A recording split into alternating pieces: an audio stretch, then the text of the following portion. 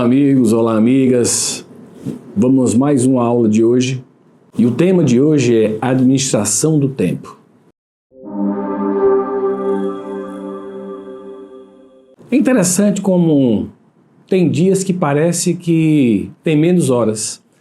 Quem aqui nunca desejou ter tempo para fazer outras coisas? Quem aqui nunca terminou o dia pensando, puxa vida, não fiz nada hoje? Quem aqui nunca desejou ter um dia de 48 horas? Pois é, e é exatamente isso que nós vamos fazer. Falar sobre o processo de gerir o tempo. Como é que nós podemos gerir o tempo? Na verdade, é importante você perceber que o termo gerir o tempo não é exato, ele não é muito correto. Porque você não pode gerir alguma coisa que você não pode controlar. Então você não gere o tempo. O que você, na verdade, gere é o que você faz no tempo que você tem. Observe que o tempo é talvez o recurso mais democrático que existe no universo, ou pelo menos na Terra. Todos nós temos 24 horas, não tem ninguém que tenha mais do que 24 horas. Não importa se você está no Polo Norte, Polo Sul, numa linha do Equador, você tem todo dia 24 horas. Então você não pode gerir o tempo, você não pode acumular o tempo, você não pode guardar o tempo, você não pode trocar, você não pode poupar, você não pode vender, você não pode comprar, você não pode fazer nada com o tempo. Tudo que você pode fazer é definir o que você vai fazer desde o início de um dia até o término dele. Então, o termo administrar o tempo, ele é um pouco inexato, porque na verdade o que você administra é o que você faz ao longo do tempo. E existem, na verdade, muitas demandas com relação ao tempo. O que nós vamos ver hoje aqui é um pouco da trilogia em relação ao tempo. Pois é, quem nunca se sentiu assim em relação ao tempo? Cheio de coisas para fazer, tendo que fazer, na verdade, um verdadeiro malabarismo. Por quê? Porque eu tenho as demandas do trabalho, as obrigações, os projetos, aquilo que eu me comprometi a entregar, aquilo que foi demandado para mim, as atividades rotineiras que eu preciso realizar a cada dia. Então já existe uma grande demanda do trabalho. Então eu tenho lá no meu malabarismo uma bola que chama-se trabalho. A outra chama-se família. Marido, esposa, filho, pai, mãe, irmãos, que também me demandam, que também me solicitam, que também exigem de mim atenção, trabalho, dedicação. Eu estou lá administrando família e trabalho, mas espera aí, e meu estudo? E minha formação continuada, e meu processo de desenvolvimento? Eu também preciso dedicar um tempo para me desenvolver, para eu crescer, o meu estudo. E também tem a minha saúde, eu preciso cuidar da minha saúde física, da minha saúde mental, eventualmente fazer um exercício, ir ao médico, cuidar da minha alimentação, e eu preciso dedicar um tempo para isso. E de repente você está ali fazendo tudo isso e olha, e os amigos?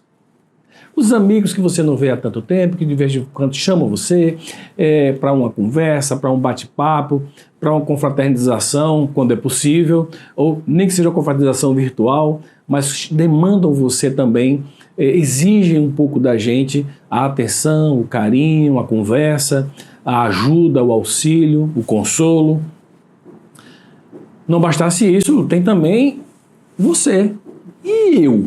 E eu nessa questão como fico, de acordo com os meus objetivos, minhas metas, aquilo que eu estabeleço como sendo importante para mim, eu também preciso dedicar um tempo para mim mesmo.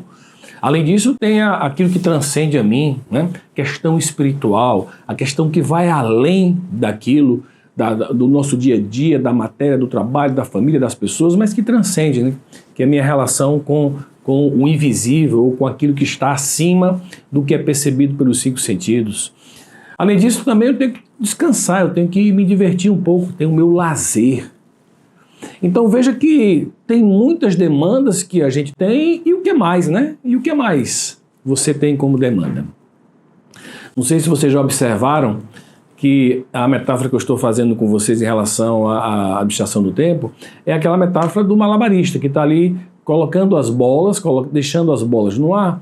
E observe o seguinte, se uma dessas bolas cair no chão, o malabarista for pegar essa bola que cai no chão, o que vai acontecer com as outras bolas? Elas vão cair, certamente irão cair. E é mais ou menos o que acontece isso da nossa vida. Quando a gente não dá uma atenção a alguma dessas áreas da nossa vida, ou seja, a bola cai no chão, quando a gente dedica mais tempo para corrigir aquilo que está disfuncional, que está desequilibrado, quando a gente percebe, todas as outras bolas caíram no chão. É como se nós dessemos atenção a apenas uma área e todas as áreas se desmanchassem ou se desconstituíssem. Então é importante a gente perceber que manter tudo isso em equilíbrio é um desafio diário para cada um de nós. Algumas pessoas se acham incapazes de fazer isso. Entretanto, com técnicas, ferramentas e estratégia, é possível sim gerir bem o que você faz durante o seu dia. Só que tem algumas características de pessoas que facilitam, que podem facilitar ou que podem atrapalhar, que são o que a gente chama de tipologia em relação ao tempo. Como é que o indivíduo se relaciona com o tempo? Certamente vocês vão conhecer aquelas pessoas que são procrastinadores. O procrastinador, o mantra dele é amanhã eu faço. Ele nunca faz agora, ele sempre deixa para fazer no último instante, no último momento. E é interessante que o procrastinador, ele fica ansioso em relação a isso. Ele gera um certo desconforto nele. Você disse assim, não, o procrastinador, ele procrastina, mas ele fica tranquilo. Não, ele não fica tranquilo. Ele fica nervoso, irritado, preocupado. Ele se preocupa. Em vez de ele se ocupar e depois se despreocupar, não, ele se preocupa, fica ocupado previamente, mentalmente, lembrando, eita, eu tenho que fazer isso amanhã, mas ele não faz agora. Ele sempre deixa para os 45 minutos do segundo tempo. E o que acontece? Acontece os imprevistos. O computador para de funcionar, a internet cai, faltou energia, faltou uma informação importante para fazer o relatório, porque os imprevistos sempre acontecem. E aí quando você deixa para o final, no limite do prazo, fica difícil você corrigir qualquer imprevisto. Então, observe que se você tem uma característica procrastinadora, provavelmente isso deve gerar uma série de falta de entregas dentro dos prazos acertados. Tem aquelas outras pessoas que são os ansiosos. Estão sempre pensando no futuro, sempre o que vai acontecer, o que vai acontecer, o que vai acontecer.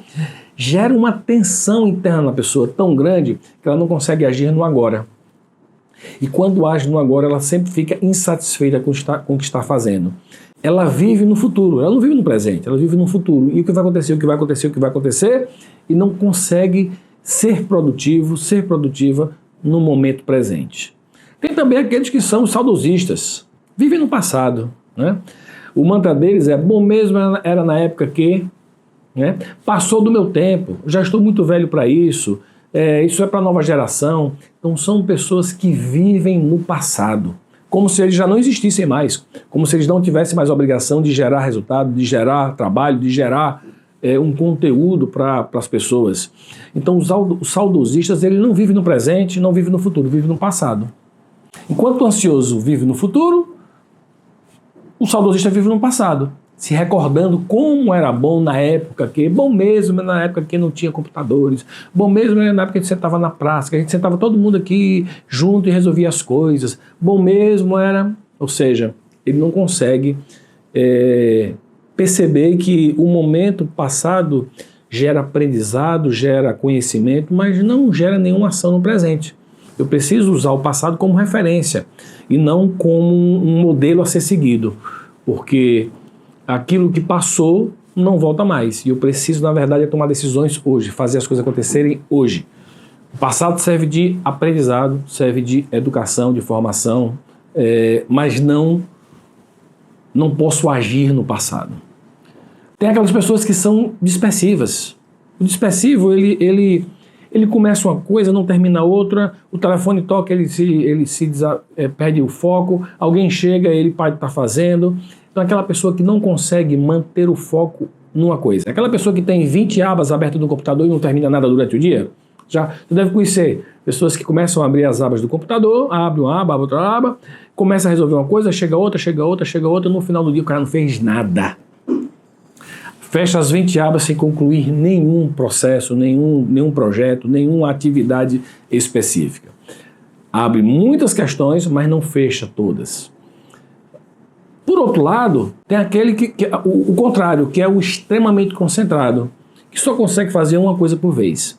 Ele está fazendo aquilo dali, não adianta você conversar com ele, pedir outra coisa que ele não consegue. Aquela criatura precisa terminar o que está fazendo para pegar outra coisa. Isso pode dar uma certa qualidade naquilo que ele está fazendo, mas ele perde produtividade. Porque muitas vezes você está no meio de um processo, precisa de informação e para o processo. Você precisa de um dado, você precisa fazer alguma operação paralela e aquele processo simplesmente fica parado. Aquele projeto, aquela atitude, aquela ação, aquela atividade fica parada porque você fica esperando e o cara que é extremamente concentrado, ele não consegue começar uma nova coisa enquanto ele não termina aquela outra que ele estava fazendo. Obviamente, todos nós em algum momento demonstramos essas 5 características, mas a pergunta que eu quero fazer para você, que eu sugiro que você faça uma reflexão é: qual é prioritariamente a sua relação com o tempo? Você é aquele procrastinador, você é aquela procrastinadora que deixa sempre para depois, sempre para o finalzinho do tempo, sempre para aquele momento final, não faça hoje o que você pode fazer amanhã?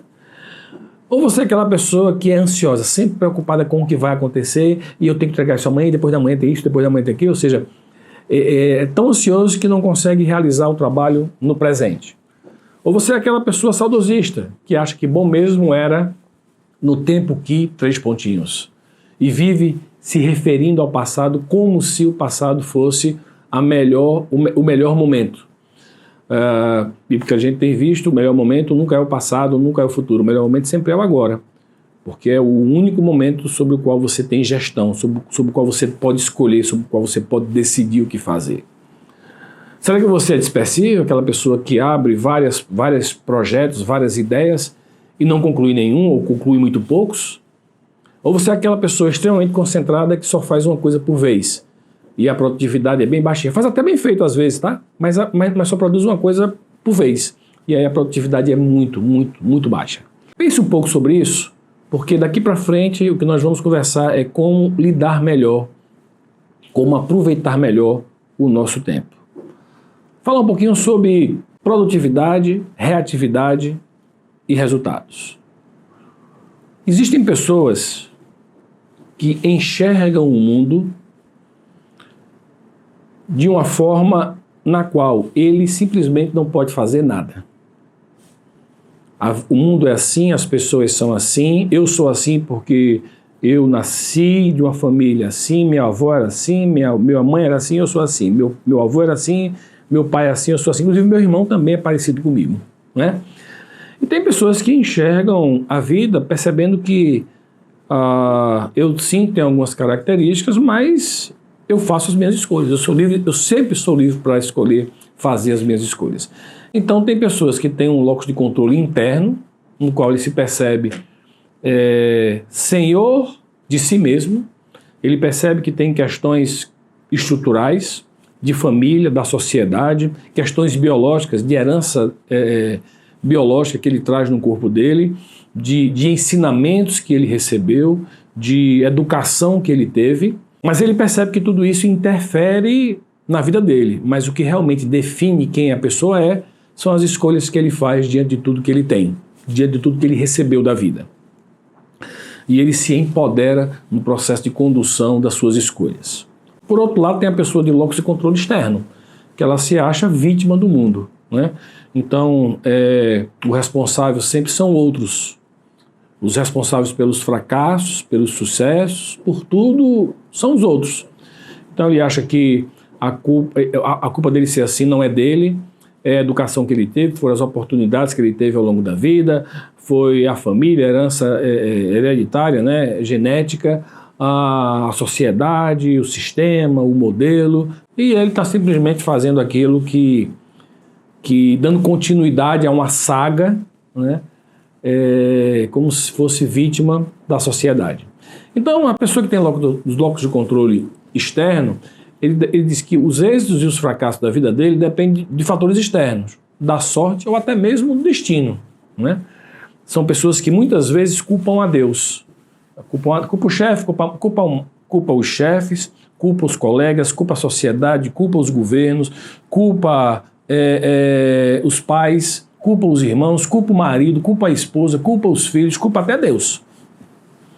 E aqueles outros que têm um locus de controle interno, eles entendem que os êxitos e fracassos estão relacionados com as minhas capacidades, esforços e as decisões que eu faço.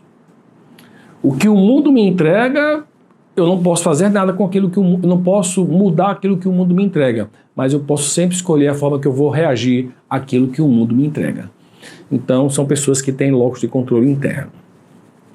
O que eu posso adiantar para vocês é pessoas que têm locus de controle externo, elas nunca serão capazes de gerir bem o tempo. Pessoas que têm locus de controle externo nunca serão capazes de gerir bem o tempo. Isso é uma notícia muito triste. O que eu posso dizer para vocês como notícia boa é que qualquer pessoa pode migrar do locus do controle externo para o locus de controle interno. Basta querer. Basta assumir a responsabilidade sobre a sua vida. Parar de encontrar culpados e começar a encontrar soluções. Isso é uma decisão que qualquer indivíduo pode tomar a qualquer momento da sua vida. A qualquer momento da sua vida. Então, se você tem um locus de controle interno, vamos em frente. Se você tem um locus de controle externo, para e pensa. Você quer decidir mudar isso ou quer continuar tendo locus de controle externo e culpando tudo e todo mundo pelos seus fracassos, pelos seus êxitos? Se você quiser mudar para o locus de controle interno, você pode fazer isso agora, neste momento. E aí sim, você se empoderando sobre a sua vida, sobre as suas escolhas, aí sim você consegue escolher o que é que você vai fazer dentro do tempo. Dentro desse conteúdo, é importante se observar que dificilmente você vai conseguir fazer tudo que você quer na sua vida. A não ser que uma pessoa tenha uma vida muito medíocre, dificilmente você vai conseguir realizar tudo que você quer na sua vida, porque não dá tempo. Entretanto, é possível realizar tudo que você elege como sendo importante para você. Você já percebeu que as pessoas mais ocupadas são as que têm mais tempo para fazer alguma coisa? Se você é gestor, se você é líder, se você tem uma equipe, quando você tem uma demanda para fazer alguma coisa, você normalmente não pede aquela pessoa que tem mais tempo, você pede aquela pessoa que normalmente já faz muita coisa, porque nela você confia, é uma pessoa comprometida e ela normalmente encontra tempo para fazer o que você pede. Em geral é assim. Por quê? Porque são pessoas que sabem, são senhores de si mesmos e sabem administrar as prioridades que eles mesmos elegem para as suas vidas. Como é que isso funciona na prática, gente? E aí eu vou começar a falar um pouco da pessoa proativa, que tem locus de controle interno, e a pessoa reativa, que tem locus de controle externo. A inspiração de uma pessoa proativa é oportunidade, evolução e desafio. Ela está preocupada com o crescimento, com a sua evolução, com os desafios que se lhe apresentam para que ela possa crescer. A pessoa reativa está preocupada com a necessidade, com a tarefa e com a obrigação. Ela não faz porque é uma oportunidade, ela faz porque alguém mandou. Ela faz porque é a obrigação dela. Ela faz porque faz parte do trabalho dela, da atividade dela fazer aquilo dali. Enquanto a pessoa proativa está buscando oportunidade, crescimento, evolução, desafios, a outra está simplesmente preocupada em fazer aquilo que é a obrigação dela ou aquilo que é pedido. Percebe que a inspiração é bem diferente. Com relação ao tempo de ação, a pessoa proativa ela busca agir antes que o problema se estabeleça, antes que a bomba estoure, antes que a situação já seja, como é que se chama? Insustentável. A pessoa reativa, ela só age depois que a bomba estoura, ela só age depois que o problema se estabelece. Então, a pessoa reativa trabalha muito na prevenção, a pessoa reativa trabalha muito na correção. E vamos combinar que, em geral, corrigir é muito mais caro do que prevenir.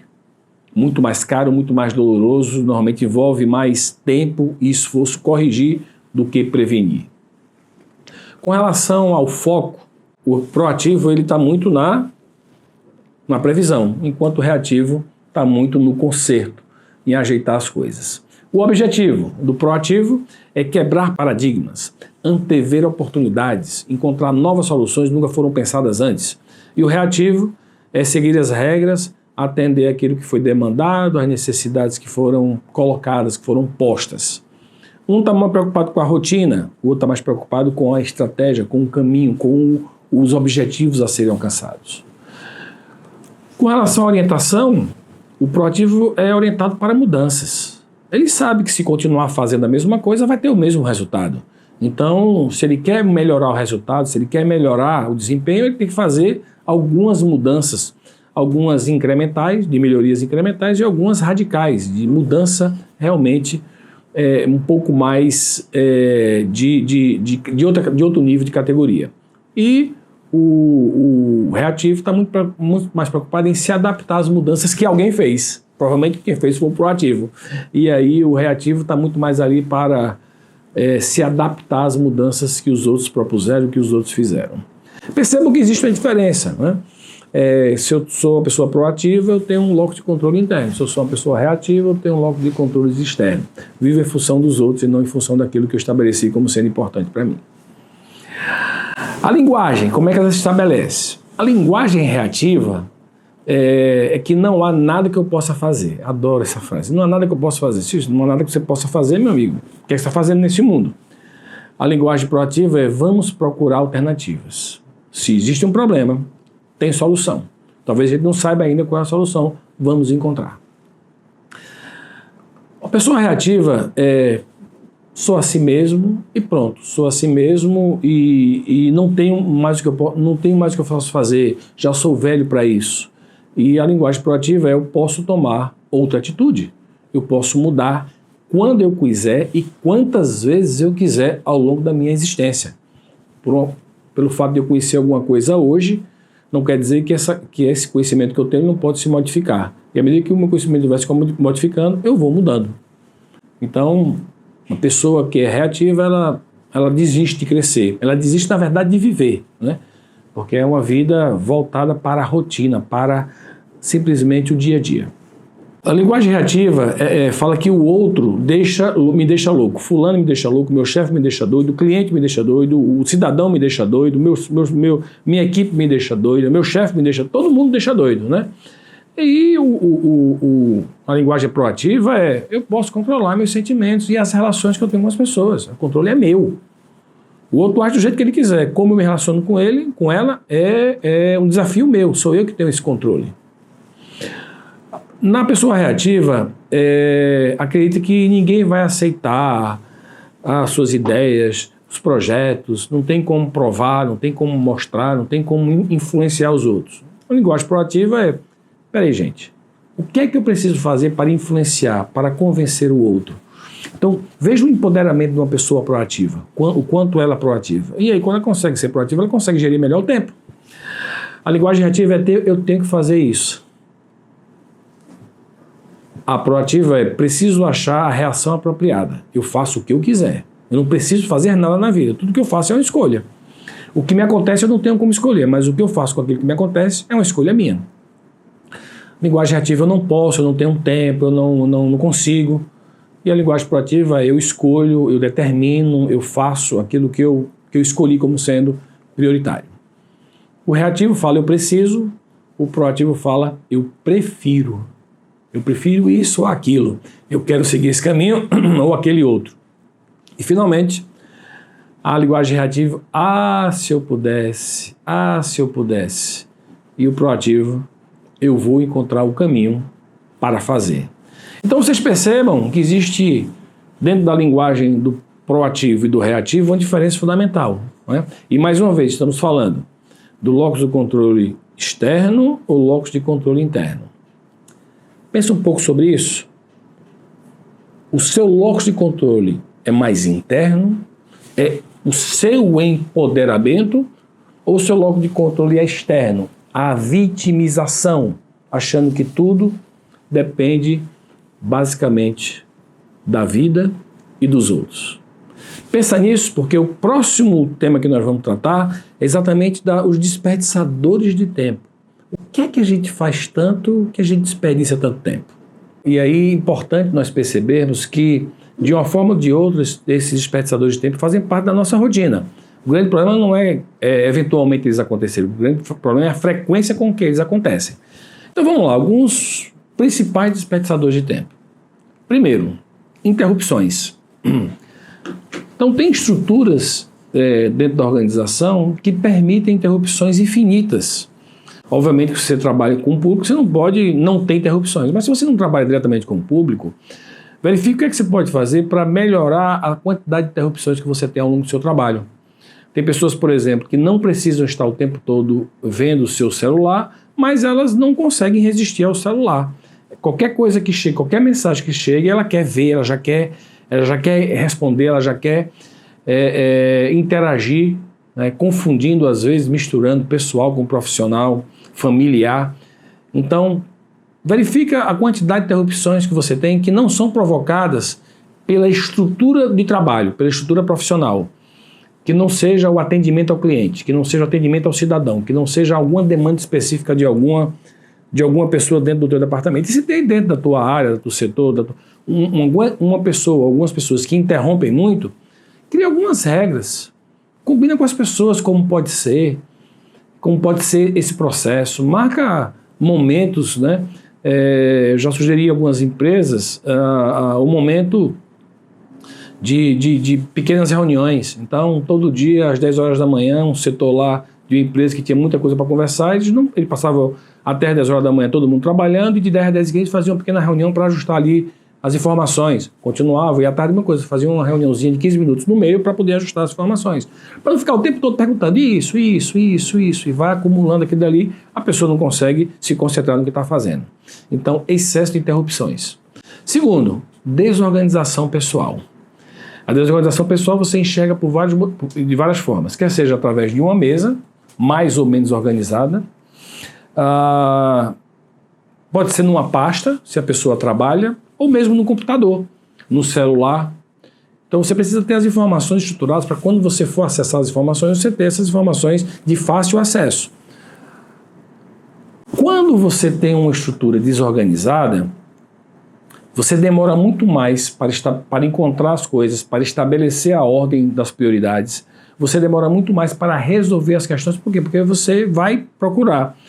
Você pode até dizer, mas Délio, eu sei exatamente onde é que está. Eu acredito que as coisas mais importantes você sabe exatamente onde é que está. Entretanto, você não sabe onde é que está tudo. E aí faz você perder algum tempo. Então, e quem está falando isso para você, gente, é uma pessoa que não é exímia em organização. Mas a organização tem que ser básica. Ela tem que estar tudo à mão ali para que você possa administrar. Não pode ser uma coisa desorganizada. Obviamente, cuidado para você não ser a pessoa que vive em função da organização. Não é? Eu conheço pessoas que vivem para organizar. Se alguma coisa estiver fora do lugar, não consegue nem começar a trabalhar. E, obviamente, isso é uma patologia. Isso não é o que eu estou falando. Mas é uma organização básica, onde as coisas estejam devidamente no seu lugar. Não é aquela mesa necessariamente limpa, sem nada em cima, não. Mas o que está em cima é aquilo que você está trabalhando naquele momento. Então, a organização pessoal é um grande desperdiçador de tempo, faz com que você perca muito tempo. Terceiro, confusão de responsabilidade ou autoridade. Eu não sei se eu sou responsável, eu não sei quem é o responsável, eu não sei até onde eu posso ir nesse processo, nessa decisão. Aí eu falo com alguém diz que não é com ele, é com outro, é com outro, é com outro. E assim vai, e aí as coisas vão se perdendo ao longo do tempo. Eu digo, não, tá bom, então depois eu resolvo isso aqui. Aí vai ficando. Quando eu tiver tempo eu vou resolver isso aqui, quando eu me encontrar com o fulano eu vou resolver isso aqui, as coisas vão ficando. Ou seja, não está claro quem é o responsável e quem tem e até onde vai meu nível de autoridade para fazer aquilo dali, para resolver aquela questão.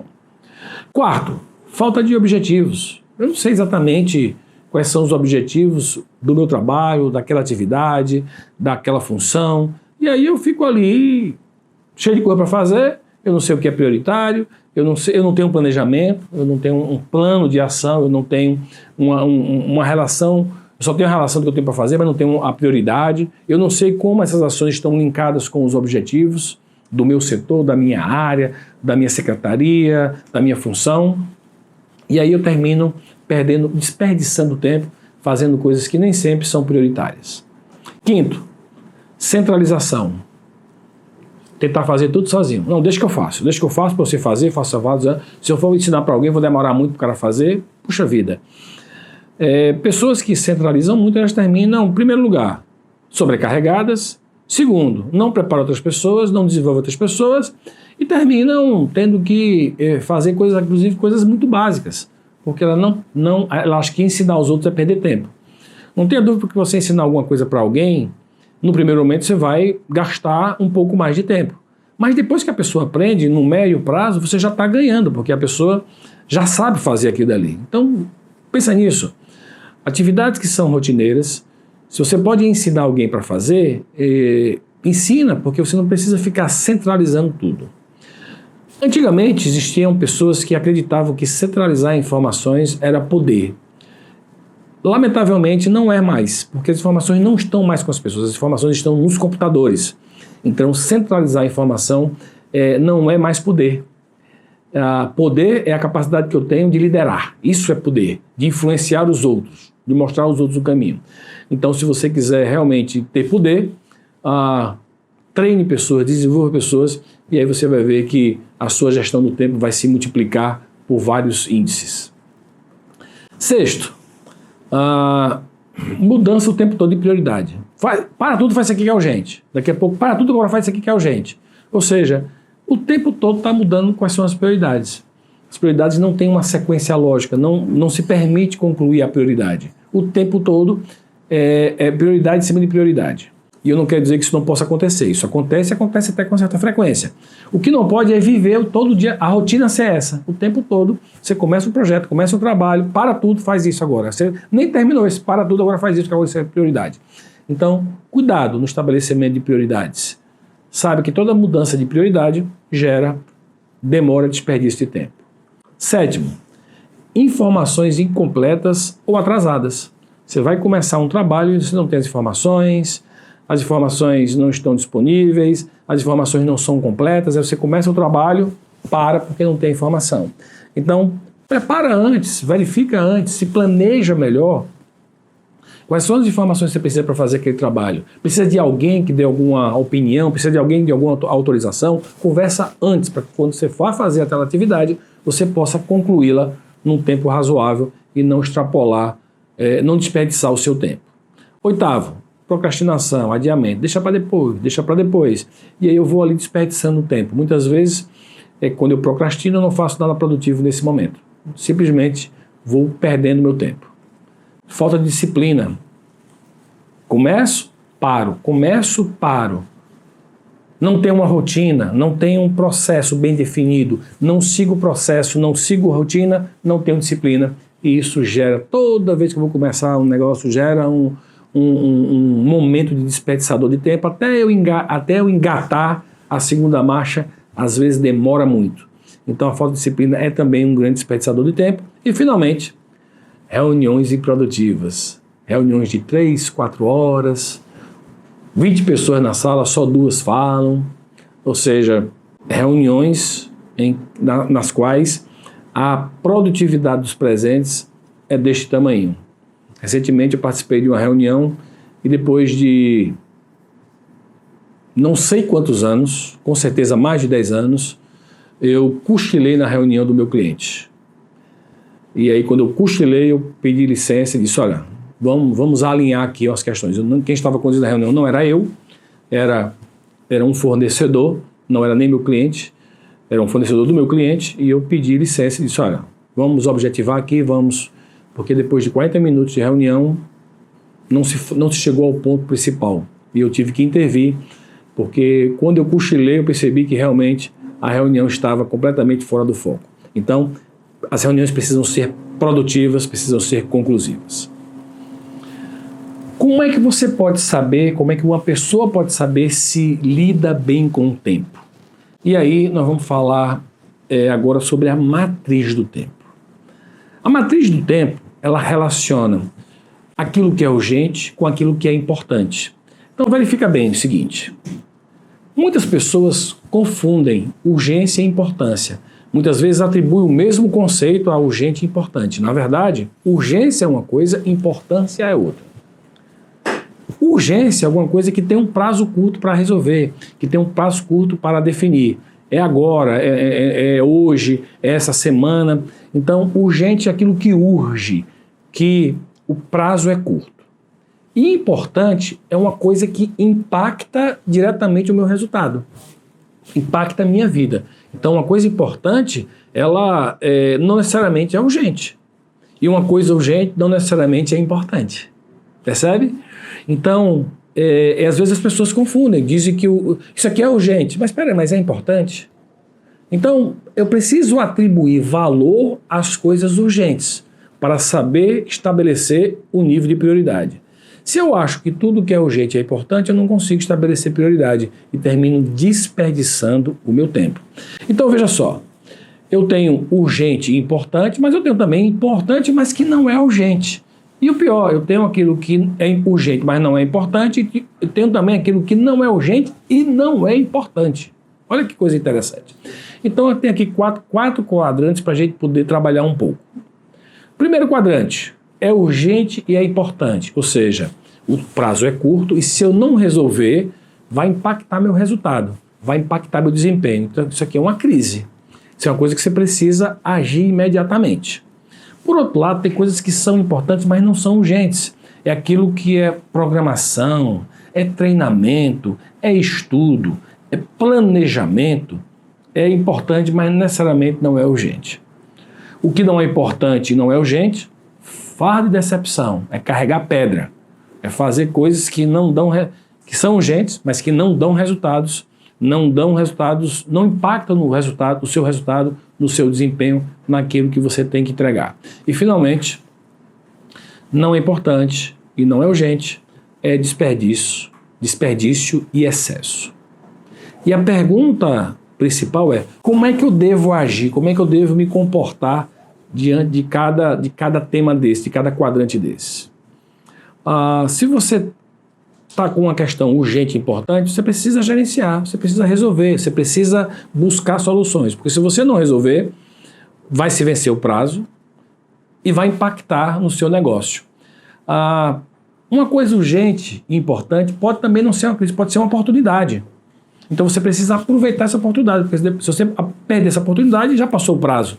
Então, a urgente e importante pode ser crise e pode ser também uma oportunidade, para que você possa aproveitar essa oportunidade. Aquilo que é importante e não é urgente é onde você deve focar. É a atividade de planejar, de pensar, de analisar, de controlar, de acompanhar, para que as coisas na frente aconteçam. Percebo que muitas coisas hoje, que são urgentes e importantes, lá atrás, algum tempo atrás, eles eram importantes, mas não eram urgentes. Você não fez, você não cuidou, você não se preparou, você não se planejou, e aí chegou aqui agora, puf, estourou a bomba. Aconteceu porque não houve uma prevenção, não houve um planejamento, não houve uma condução adequada para chegar ao momento atual e não ter essa crise, essa pendência, esse momento de você ter que apagar o incêndio deste momento. Aquilo que é urgente, mas não é importante, são coisas que você pode delegar, passar para outras pessoas, quer seja da sua equipe, quer seja o colega, quer seja o chefe, quer seja outro setor, outra área, mas que não impactam o seu resultado. Então você precisa verificar o que é que você faz que não tem impacto no serviço que você presta, no trabalho que você realiza. E veja quem pode fazer isso, para que você não faça coisas que não impactem diretamente no seu resultado. E aquilo que é não urgente, não importante, você deve evitar. Deve evitar. Porque é desperdício, é excesso. É aquela pessoa que sai para tomar um cafezinho e gasta 20 minutos para tomar um cafezinho e para aqui para ver para passar uma mensagem para um colega de trabalho, e aí entra outra mensagem, fica ali, quando viu, passou 15, 20 minutos, às vezes até meia hora. Aquela pessoa que vai fazer uma consulta no computador, entra no navegador, bota lá o que está buscando, e quando vê já está entrando outra coisa, quando vê já perdeu o tempo. Então você precisa verificar todo o desperdício e excesso que você tem para que você evite isso. Pessoas que estão muito focadas no quadrante 1, importante e urgente, são os bombeiros, que vivem apagando incêndio. Isso cansa muito, isso é muito desgastante, é muito cansativo. Muitas vezes são pessoas que se acham fundamentais, muito importantes na empresa, porque eles resolvem tudo. Ok, ao custo muito alto da saúde, do bem-estar, da qualidade de vida. E muitas vezes não trabalham de forma inteligente, porque só estão ali apagando o incêndio. Falta prevenção, falta preparação e planejamento. Pessoas precisam ter um quadrante 2, que é aquele importante e não urgente, maior. precisa dedicar mais tempo para se planejar, para se organizar, para se estruturar. Para quê? Para que as coisas aconteçam de forma adequada e o quadrante 1, que é essa crise, seja menor. Então, o que nós recomendamos sempre é que você trabalhe sempre nessa linha daquilo que é importante, que você viva sempre acima da linha vermelha, fazendo o que é importante. Como eu falei para vocês, talvez seja impossível você fazer tudo o que você quer na sua vida, pessoal e profissional, mas você consegue fazer tudo aquilo que você determinou como sendo importante, prioritário na sua vida, no seu trabalho. Então, começa a pensar, faz uma relação de tudo que você tem para fazer, tudo que você quer fazer no seu trabalho, na sua vida pessoal, e começa a colocar em qual quadrante desse cada coisa dessa relação está. E verifique se você está muito mais focado no quadrante 1 e 2 ou no quadrante 3 e 4. Não importa qual quadrante você esteja, procure equilibrar, de tal forma que o quadrante 1 seja um pouco menor do que o quadrante 2, ou seja, urgente e a parte de programação, que é importante e não urgente, seja sempre um pouquinho maior do que é importante e não urgente, que o quadrante 3 seja menor ainda, tá? Menorzinho, menos coisas aí do quadrante 3, que é a parte de fardo de delegação, e o quadrante 4 seja, de preferência, 0. Né? Por quê? Por que se faz isso? Porque o resultado da gente, ele não acontece se a gente fizer tudo não dá para fazer. Não sei se todos vocês já ouviram falar, se você já ouviu falar, mas existe um princípio chamado princípio de Pareto. Pareto era um italiano, contador, que observou que, no primeiro momento ele observou que 80% das terras italianas pertenciam a 20% das famílias. Então, essa foi a primeira observação que ele fez, uma formação estatística. 80% das terras pertenciam a 20% das pessoas. Depois ele começou a estudar essa relação e percebeu que 80% das cabeças de gado também pertenciam a 20% das famílias. 80% da riqueza pertencia a 20% das famílias. Ele começou a extrapolar para outras questões e percebeu que na maioria dos casos existia uma relação 80-20. 80% daquilo que realmente importa, daquilo que impacta o seu resultado, representa só 20% das coisas que você tem para fazer. Em outras palavras, a lei de Pareto diz que se você dedicar 80% do seu tempo a 20% de todas as suas atividades, você terá 80% de resultado. Então vamos lá. Eu tenho 10 atividades para realizar. Se eu escolher 2, que representam 20%, e eu fizer essas 2, eu terei 80% do resultado final do meu trabalho. E os outros 20% de tempo, eu vou dedicar às outras 8. Ou seja, eu vou dedicar menos tempo às outras 8, porque elas impactam menos o meu resultado. E eu vou fazê-las, mas vou fazê-las dedicando menos tempo, de forma mais rápida, provavelmente com a qualidade inferior, mas eu vou fazer. Mas essas 2 eu preciso fazer e fazê-las muito bem feitas, porque elas têm um grande impacto no meu resultado. Eu tenho 22 anos de consultoria. Eu comecei minha consultoria em 1999, no século passado. E o que eu posso dizer para vocês com absoluta certeza é que a lei de Pareto funciona maravilhosamente bem em quase todos os setores da vida. Pessoal, profissional, familiar, desportista. Então, raros são os casos em que eu observo uma diferença muito grande. Raros são os casos em que essa relação 20-80, 80-20, ela não acontece. Então observa isso, começa a observar o que é que você tem para fazer, lista tudo, põe uma relação, foca naquelas 20% que significam, que são mais importantes, que mais impactam o seu negócio, dedica 80% do seu tempo para fazer aquelas 2 coisas que são importantes e você vai ver que você vai terminar o seu dia bem. Você vai terminar o seu dia com aquela sensação de que você fez um bom trabalho, com aquele sentimento de que você hoje foi produtivo. Pessoas que trabalham muito e terminam o dia pensando com aquela sensação de que não produziram muito, provavelmente elas não fizeram aquilo que é prioritário. Elas simplesmente foram lá apagando incêndio, apagando incêndio, apagando incêndio, mas não deram nenhuma contribuição que efetivamente mudasse o nível do trabalho dela. Ela simplesmente passou o dia resolvendo problemas, resolvendo pendências. E assim, o nível de cansaço é muito, muito maior. Talvez você pergunte, Sindélio, mas como eu posso saber se uma coisa é prioritária em relação à outra? Como eu posso saber o que é prioridade nesse momento? E eu quero compartilhar com vocês uma ferramenta que pode ajudar vocês a estabelecer o que é realmente a prioridade, para que você não tenha uma mesa que seja mais ou menos assim, para que você não tenha um computador cheio de post-it fixado lá para você se lembrar das coisas. A primeira coisa é você estruturar o que é que você tem para fazer. Então, o que tal fazer uma relação? Lista de pendências, lista de coisas a fazer, o que é que você quer fazer, o que é que você precisa fazer, enfim, faz uma lista. A primeira coisa é essa. E depois você vai usar uma ferramenta chamada Matriz SEB de priorização. Matriz SEB, C-E-B, de priorização. A matriz SEB de priorização, ela relaciona 3 variáveis. O custo de fazer alguma coisa, o esforço intelectual, de tempo, de relacionamento, e o benefício que é gerado por aquilo dali, por aquela atividade. Então, como é que você faz? É assim, ó. Você vai pegar aquela relação, primeira coluna, o custo.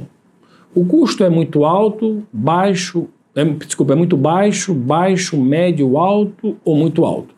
Quanto menor é o custo, melhor o resultado. Então, se o custo é muito baixo, você vai colocar ali o numeral 9. Naquela linha. Aquela atividade que eu resolvi fazer, eu não tem um custo nenhum, é de graça. Não vai ter não precisa de nenhum dinheiro, não precisa de nenhum recurso. O esforço, eu vou gastar muito tempo, eu vou ter que conversar com muitas pessoas, eu vou ter que utilizar a minha capacidade intelectual, eu preciso utilizar muito, vou me esforçar muito, quer seja física, quer seja intelectualmente, e aí o esforço muito baixo, nota 9, e ele vai baixando. Se é muito baixo, 9, baixo, 7, 5, 3 e 1. E aí você vai estabelecer lá. Essa atividade aqui vai exigir o que de esforço de mim? E aí você vai atribuir uma nota de esforço. E a terceira coluna vai ser o benefício. Qual o benefício que essa atividade gera no meu resultado? Qual o benefício que essa atividade gera no meu resultado? E aí sim você vai atribuir uma nota também. Só que agora é o contrário. Quanto maior o resultado, maior a nota. Quanto maior o benefício, maior a nota. Então lá o B é muito alto, é 9. Então, e se for muito baixo, você vai atribuir sempre uma nota. 9, 7, 5, 3 ou 1. E depois, você vai fazer isso para cada linha, cada atividade você vai atribuir 3 notas, cada atividade você vai atribuir 3 notas, sei lá, relação de 10 coisas para fazer, você vai atribuir para cada linha, para cada atividade 3 notas. E depois você vai pegar essas 3 notas de cada atividade e vai multiplicar os números. Digamos que eu tinha estabelecido que a primeira atividade o custo seja muito baixo, nota 9, o esforço é médio, 5, e o benefício seja alto, 7. Então eu vou multiplicar 9 vezes 5 dá 45, 45 vezes 7, você faz o cálculo aí que eu não tenho de cabeça. Dá 450 mais 90, dá 540, ok? Então tenho lá o número 540. Vou fazer isso para a segunda atividade, para a terceira atividade, para a quarta atividade, para todas as atividades que eu relacionei. Depois, o que é que eu faço? Eu vejo qual foi o maior número que teve. O maior número que teve lá no final é a prioridade número 1. O segundo número é a prioridade número 2 e assim sucessivamente. Não importa se você tem 3 coisas para fazer, 10 coisas para fazer, 20 coisas para fazer ou 100 coisas para fazer. Não importa. O que importa é o resultado final. E aí se você fizer 20% das atividades, se você investir 80% do seu tempo nessas 80% do seu tempo, nos 20% dessas atividades, você terá 80% do seu resultado. É isso que a lei de Pareto nos indica. Então, amigos, nós vimos a forma de nos relacionar com o tempo.